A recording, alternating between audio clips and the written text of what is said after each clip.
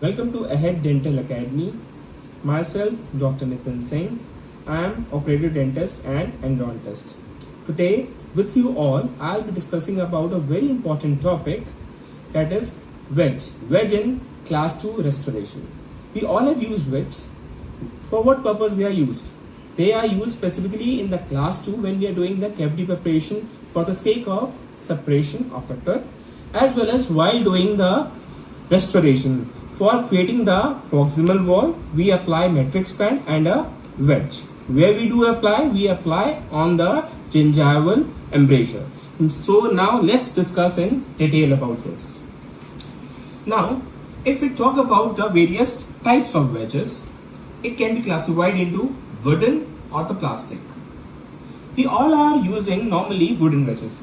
Why we are using the wooden wedges? Wooden wedges has two advantages. First advantage, it to absorb moisture from the saliva. So as it absorbs moisture from the saliva, it swells. When it swells, it forces the matrix band toward the tooth, resulting in a better contour of the restoration, as well as wooden wedges can be trimmed with the help of blade. What about the plastic wedges? The advantage of the plastic wedge, it transmits the light. However, clinically, the preferred one is always a wooden wedge. Let's talk about the shape of the wedge. If we talk about the shape, it can be classified into either round one or the triangular one. What I have seen, most of the operator, what they use triangular wedge, and they think this is the most common kind of a wedge to be used, but this is not the case. Normally, which is the more common wedge that should be used is the round one, not the triangular. Again I repeat, it's the round one, not the triangular. Let's talk about its placement.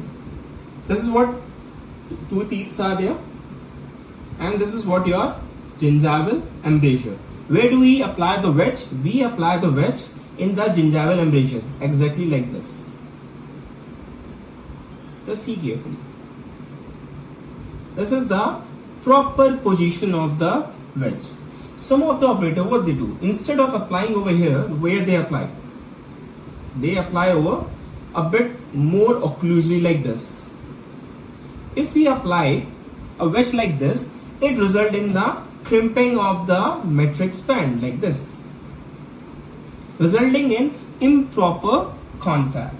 If we find that our gingival sheath is quite going deep, specifically in the cases of very deep caries, in those cases gingivoplasty or with the help of laser, further a bit gums trimming is required, or you can even use cautery as well. Now, if we talk about the technique, there are basically three techniques. One is piggyback, wedging. Second one is double wedging. And the third one is wedging.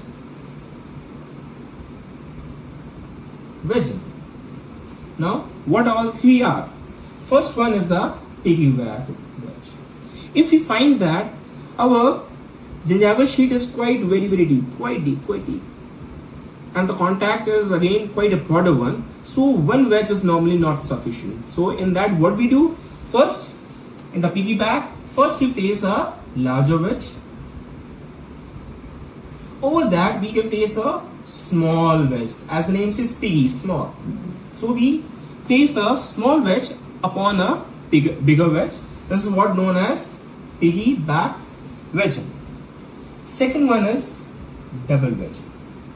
When this double wedging is used, when the contact is buccolingually very wide, the contact is buccolingually very wide. In that case, we apply one wedge from the buccal side and the other wedge from the lingual side. So it is important. It is not compulsory to apply wedge from either from the buccal side or the lingual side. Again, normally where ideally many of the operators have asked me, the wedge should be applied either from the buccal side or from the lingual side, and the answer to this is whichever embrasure you find the bigger one, at that point you are going to apply. It may be the buccal or it may be lingual.